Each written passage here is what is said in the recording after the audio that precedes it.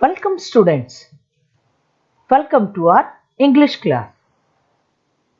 Students, जैसा कि last lecture में हमने unit 4.2 baby pangolins night out इसकी हमने पार्ट 1 और पार्ट 2 रीडिंग और एक्सप्लेनेशन कर ली थी. ठीक है. So now let's start our English workshop. बच्चों, आज हम इस लेक्चर में unit 4.2 baby pangolins night out इसके इंग्लिश वर्कशॉप करने वाले हैं. ठीक है बच्चों, जो कि आपकी टेक्स्ट बुक का पेज नंबर 94 है. Okay, then let's start our English workshop. See there on your screen page number 94 of your English textbook. The very first question is given there. Make other meaningful sentences by using other words in place of the words in the boxes. Means यहाँ पर you can see there 4 sentences are given there on your screen. दिखाई पड़ रहे हैं ना बच्चों? तो इन 4 sentences में some words are given there which are in the boxes. अब boxes में words आपको दिखाई पड़ रहे हैं. What we have to do, ये जो words है इनकी जगह हमें दूसरे words डाल देने हैं और sentence, बाकी का sentence आपको जैसे के वैसे रखना है. But जैसे first sentence में aren't eating, second में pangolins gobble up termites, third में greedy people और फोर्थ में हार्डशिप्स है ना. ये वर्ड्स है तो हमें क्या करना है, सेंटेंसेस बनाने हैं जहां पर इन वर्ड्स की जगह पर हमें कोई और वर्ड डालना है. लेकिन ये आप ध्यान रखिए, जब आप कोई और वर्ड डाल रहे हो उस समय वो मीनिंगफुल होना चाहिए. ऐसा नहीं कि कुछ भी डाल दो अपने मन में आए तो. जैसे कि the very first sentence, We will go aunt eating today. मम्मा ने क्या कहा था बेबी से, चलो आज हम चींटी खाने जाते हैं. तो चींटी खाने जाना ये क्रिया हो रही थी ना, खाने जाने की. Okay, so what we have to do, उसी टाइप का सेम वर्ब हमें डालना है. कोई और हो, वर्ब कोई और हो, लेकिन सेंटेंस हमारा मीनिंगफुल बनना चाहिए. एग्जाम्पल देखो, We will go boat riding today. अब यहाँ पर we will go और today वो तो सेम का सेम है. Aunt eating की जगह हमने क्या डाल दिया है, boat riding.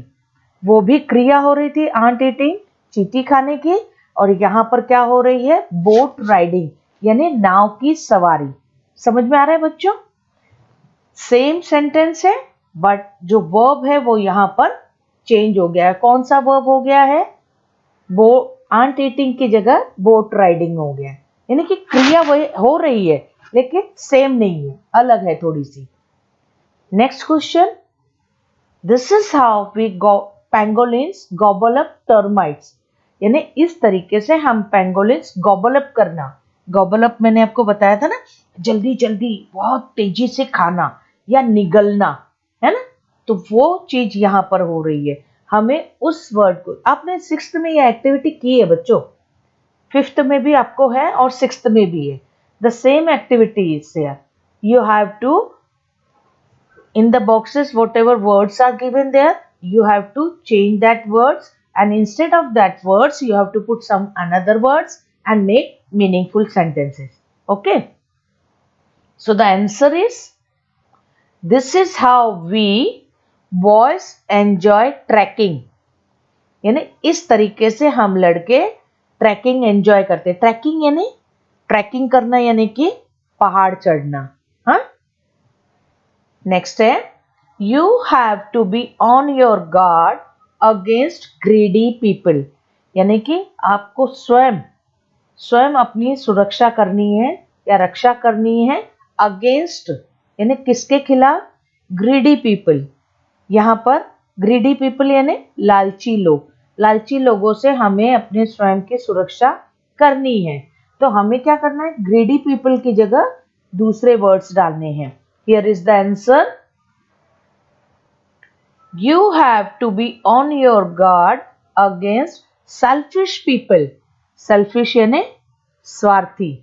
देखो लोग तो लोग ही है, ऊपर में कौन सा आ गया, लालची लोग, नीचे हमने उसे थोड़ा सा बदल दिया, लालची की जगह हमने डाल दिया स्वार्थी लोग। समझ में आया? Now the last one is, life is now full of hardships, यानी कि जीवन बहुत ही कठिनाइयों से भरा हुआ है। अब हमें कठिनाइयों इस शब्द को हटा के दूसरा शब्द यहां पर डालना है। समझ रहे हो ना बच्चों? कठिनाइयों को हटा के हमें कुछ और डालना है कि life is now full of, तो देखो इसका answer, life is now full of comforts. Comfort का मतलब होता है आराम, सुविधा, है ना। अब ऊपर सेंटेंस है कि लाइफ यानी जीवन बहुत ही कठिनाइयों से भरा है, नीचे हो गया जीवन बहुत ही आनंददायी है या सुविधाओं से भरा है या सुखदायी है। कंफर्ट्स का मतलब जो चीजें हमें कंफर्ट पहुंचाती हैं, यानी कि जैसे गर्मी है, गर्मी बहुत हो रही है, लेकिन हमने फैन लगा दिया तो वो कंफर्टेबल चीज है, वो हमें कंफर्ट पहुंचा रहा है, आराम पहुंचा रहा है ना। तो कंफर्ट्स का मतलब समझ में आ गया बच्चों? Now see second question, list all the references in the story that tell you that it is night time. अब हमें यहां पर क्या करना है, लिस्ट करना है। लिस्ट करना यानी सूची बनाना। ओके, रेफरेंसेस यानी प्रसंग, उन प्रसंगों की हमें सूची बनानी है इस स्टोरी में से जो हमें ये बता रही है कि ये रात का समय है। तो बच्चों जब मैंने आपको लेसन एक्सप्लेन किया था उस समय मैंने आपको कुछ कुछ सेंटेंसेस देखो हाईलाइट किए थे, है ना, बताए थे ना कि आगे हमको ये पूछा जा सकता है कि हमें कैसे मालूम पड़ा कि मम्मा पेंगोलिन और बेबी पेंगोलिन रात के समय निकले हैं। तो कुछ ऐसे सेंटेंसेस या कुछ ऐसे प्रसंग इस स्टोरी में आए हैं जिनसे हमें ये जानकारी प्राप्त हो रही है कि यह रात का समय है। ओके बच्चों, तो उसकी सूची हमें बनानी है। Here is the answer. पहला देखो एकदम शुरुआत का सेंटेंस था, baby was still drowsy after a days sleep. ये मैंने आपको बताया था ना, ड्राउजी का मतलब क्या होता है, उनिंदा, नींद आ रही है और नींद पूरी नहीं हुई तो कैसे हम उबासी लेते रहते हैं, आंखें एकदम बोझिल रहती है। तो ये सेंटेंस से हमें मालूम पड़ रहा है क्योंकि वो डे स्लीप यानी दिन भर सोया है। जब दिन भर सोया है तभी उसकी माँ उसे रात में उठा रही है, तो इससे पता पड़ रहा है कि ये रात का समय है। सेकंड है, she sensed a bright light passing on and with some sound. अब ब्राइट लाइट, तेज प्रकाश, तेज प्रकाश हमें कब दिखेगा, रात के अंधेरे में कोई तेज प्रकाश की रोशनी हमें दिखाई पड़ेगी ना। दिन में तो सूर्य का प्रकाश ऑलरेडी इतना रहता है ना बच्चों। तो जब बहुत तेज लाइट उनके पास, ब्राइट लाइट, तेज लाइट उनके पास से गुजरी, तो यानी कि तेज लाइट, जब अंधेरा होगा तो ही तुम्हें लाइट दिखेगी। तो इससे भी हमें ज्ञात हो रहा है कि ये रात का समय है। ठीक है। Now third, when we step out for our night time wandering. यहां तो क्लियर ही दिख रहा है ना, देखो इस सेंटेंस में दिख रहा है ना, नाइट टाइम वेंडरिंग। वेंडरिंग का मतलब मैंने आपको बताया था, घूमना, मटर गश्ती करना, या ऐसे ही जैसे खाना वाना खाने के बाद निकलते हैं देखो वेंडर करने, यानी घूमने, चहलकदमी करने, उसे कहते हैं wandering. Okay. They flash her torch lights to spot us and then shoot us. तब मम्मा ने बोला था ना, जब हम रात को घूमने निकलते हैं तो वे लोग जानबूझ के क्या करते हैं, हमारे ऊपर बहुत तेज प्रकाश डाल देते हैं जानबूझ के, और हमें ढूंढते हैं, और जैसे ही हमें पाते हैं तो वो क्या करते हैं, हमें शूट करते हैं, ने मार देते हैं। Last one, we will return here tomorrow night. यहाँ पर भी नाइट शब्द आया, इसी से मालूम पड़ रहा है हमें कि ये रात का समय है। We must reach home before the day breaks. Day breaks यानी सूर्योदय होना, या दिन उगने के पहले, है ना। तो जब दिन उगने के पहले घर पहुंचना है, यानी कि जब ये रात में उगे तभी तो दिन उगने के पहले पहुंचना चाहते हैं ना। समझ में आ गया। तो ये जो चारों सिचुएशंस है या आप कह सकते हो लाइन्स है, इनसे हमें पता पड़ रहा है कि ये रात का समय है। ठीक है बच्चों। अब नीचे देखो उन्होंने क्या कहा है, translate the phrases into your mother tongue. अब ये जो फ्रेजेस है, फ्रेज का मतलब है वाक्यांश। इसके पहले भी मैंने वीडियोस में आपको बताया है वाक्यांश क्या होते हैं, यानी किसी वाक्य का आधा अंश, मतलब उससे अधूरा ज्ञान मिलता है, हाफ इंफॉर्मेशन प्राप्त होती है, उसे हम कहते हैं फ्रेज। ओके। इसके पहले एक एग्जाम्पल दिया था, इन द ईस्ट, यानी पूर्व में। पूर्व में क्या, यह हमें नहीं ज्ञात हो रहा है, लेकिन पूर्व में तो आधा इंफॉर्मेशन है, इसलिए वो वाक्यांश होगा। यदि हम ऐसा बोले, the sun rises in the east, सूर्य पूर्व में उदित होता है, तो ये पूर्ण वाक्य हुआ। अब ये नीचे जो है सारे के सारे वर्ड्स, ये आपके क्या हैं, फ्रेजेस हैं, यानी वाक्यांश है। अब इनका हिंदी अनुवाद हमें करना है। Drowsy after a days sleep, answer है दिन भर की नींद के बाद भी हम क्या हैं, सुस्त है। Second, bright light passing on, यानी टॉर्च का आगे जाने वाला तेज प्रकाश, पासिंग ऑन यानी आगे बढ़ने वाला, आगे बढ़ते जा रहा है ना। नाइट टाइम वेंडरिंग, रात की मटर गश्ती या घुमक्कड़ी। Fourth one, return here tomorrow night, कल रात पुनः वापस आना, या must reach home before the day breaks, दिन निकलने के पूर्व घर पहुंचना चाहिए। ये तो हो गया आपका क्वेश्चन नंबर सेकेंड, जो आपकी टेक्स्ट बुक में दिया हुआ है, और इसे मैंने क्वेश्चन और आंसर्स दोनों आपको बता दिए। Now here come to your next question. Third question आपको दिया गया है, use the pangolin fact sheet to make a collage giving interesting information on pangolins, यानी कि विद्यार्थी पेंगोलिन फैक्ट शीट का उपयोग करके पेंगोलिन की जानकारी देने वाला कोलाज तैयार करें। अब आप पूछोगे टीचर कोलैज मीन्स व्हाट?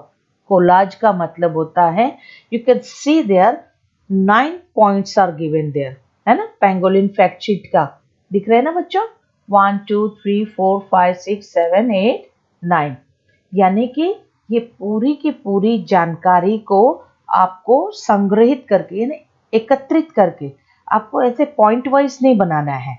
आपको इसमें से जो भी सेंटेंसेस, जो महत्वपूर्ण सेंटेंसेस है, उनको लिखकर, है तो सभी महत्वपूर्ण, लेकिन फिर भी हमें और क्या करना है, और इसको संक्षिप्त करके, छोटा स्वरूप में और कम करके, मेन पॉइंट्स को लेकर वो पेंगोलिन की पूरी जानकारी एक साथ इकट्ठी लिखनी है।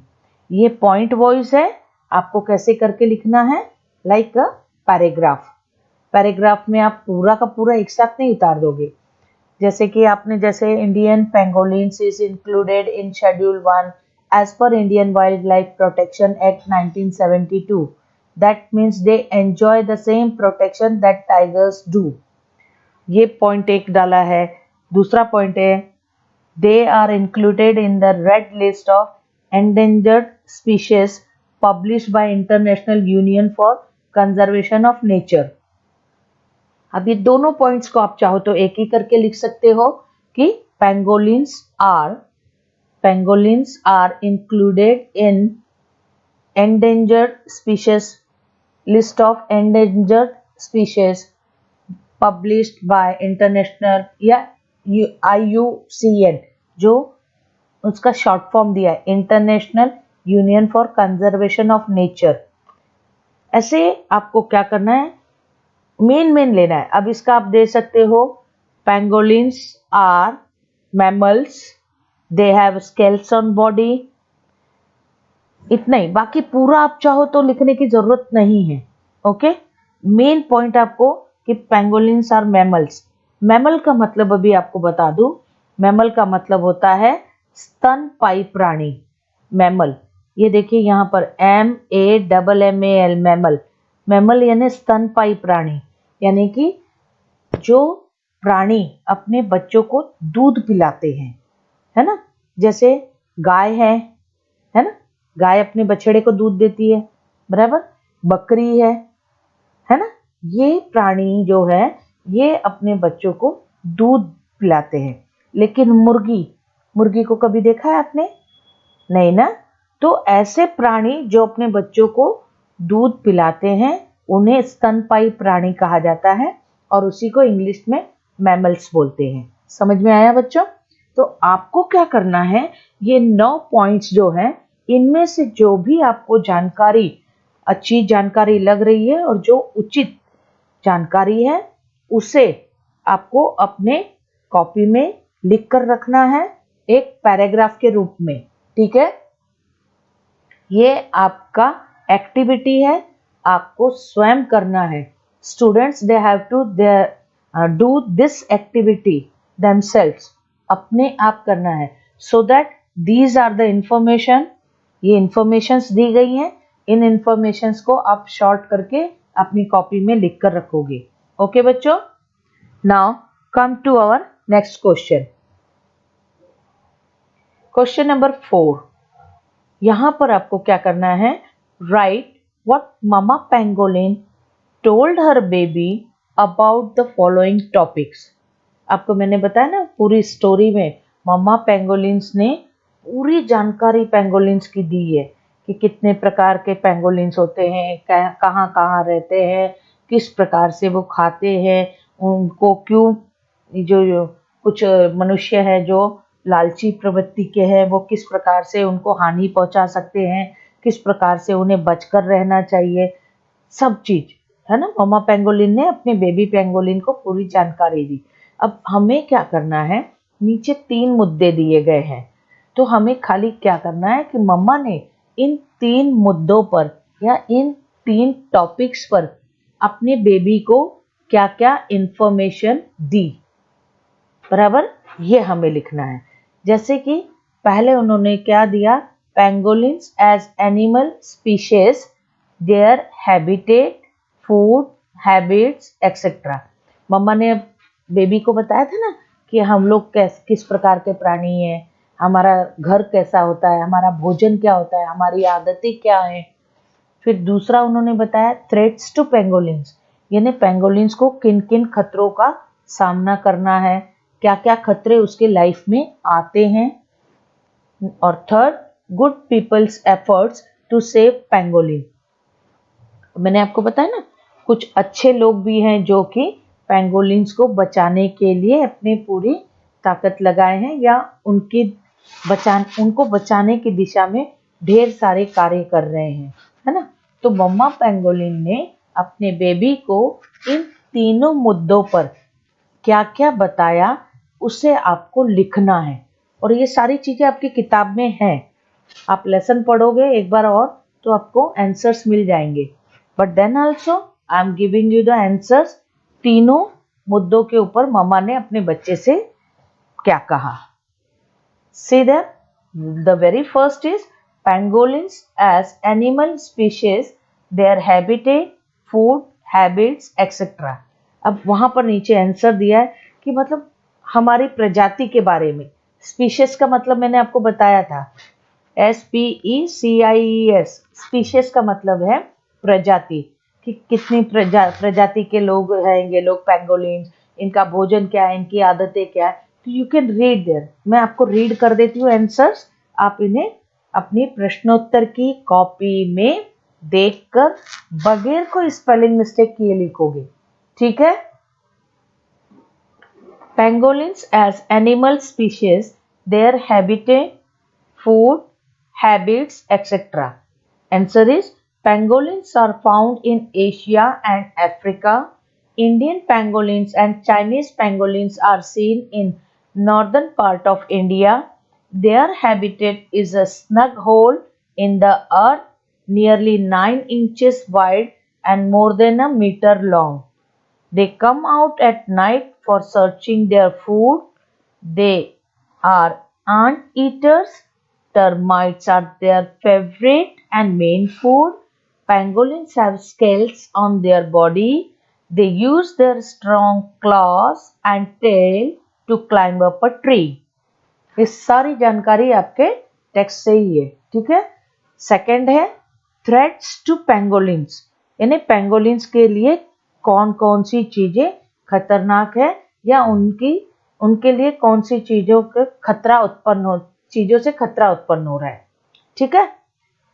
Answer is some hunters search pangolins holes या nets, dig them and kill them for their flesh and sell their scales to earn a lot of money. Their scales are used by people for medicinal use. They shoot them with their guns and so pangolins existence is in danger. अब यहाँ पर existence का मतलब क्या होता है, ये है वर्ड existence. existence यानी कि उनकी प्रजाति पर बहुत सा खतरा आया या उनकी प्रजाति खत्म होने की कगार पर आ गई है। उनका जीवन एग्जिस्टेंस इज इन डेंजर, यानी उनका जीवन खतरे में है पेंगोलिन्स का। क्यों? क्योंकि कुछ लालची और स्वार्थी मनुष्य जो कि उन्हें क्या कर रहे हैं, मार देते हैं। उनकी स्किन यानी स्केल्स बताया था, उसके लिए उनको लगता है कि इसका मेडिसिनल यानी दवाई में उपयोग हो सकता है और इसीलिए वो उन्हें ढूंढ ढूंढ कर मार डालते हैं ताकि वे उससे ढेरों लाखों रुपए कमा सके, ठीक है ना। Third, good peoples effort to save pangolin.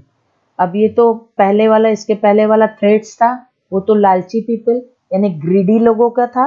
Now good people, तो इस संसार में भांति भांति के लोग हैं, है ना, अच्छे लोग भी और बुरे लोग भी। तो बुरे लोगों की वजह से क्या क्या समस्याएं हैं, क्या क्या परेशानियां हैं, वो हमने देखी। अब अच्छे लोग उनके लिए क्या कर रहे हैं वो देखते हैं। Some good people know the pangolins importance in the food chains in nature. अब बच्चों फूड चेन का मतलब होता है भोजन श्रृंखला। ये आपने विज्ञान में पढ़ा है ना, भोजन श्रृंखला के बारे में। तो ये जो पेंगोलिन्स है इनका हमारे फूड चेन में यानी कि प्रकृति द्वारा जो श्रृंखला बनाई गई है भोजन श्रृंखला, उसमें इनका कितना महत्व है ये बहुत कुछ अच्छे लोग जानते हैं। इसीलिए वे क्या कर रहे हैं, they are working hard to make their life safe and help them to grow in numbers. अब इसी प्रकार के अच्छे लोग क्या कर रहे हैं, उनकी सहायता कर रहे हैं। कैसे कर रहे हैं, उनके जीवन को सुरक्षित करके और उनकी संख्या बढ़ाने के लिए, यानी उन्हें सुरक्षा प्रदान करके उनकी संख्या बढ़ाने की दिशा में वे कार्य कर रहे हैं। कौन? अच्छे लोग, ठीक है। Some organisations like Sahyadri Nisarg Mitra in Maharashtra runs awareness campaigns with the help of the forest department. अभी आपको मैंने बताया था ना, ये जो लेसन लिखा गया है भाऊ कात्रे के द्वारा, और वे कौन है, एक बहुत ही प्रतिष्ठित कार्यकर्ता है।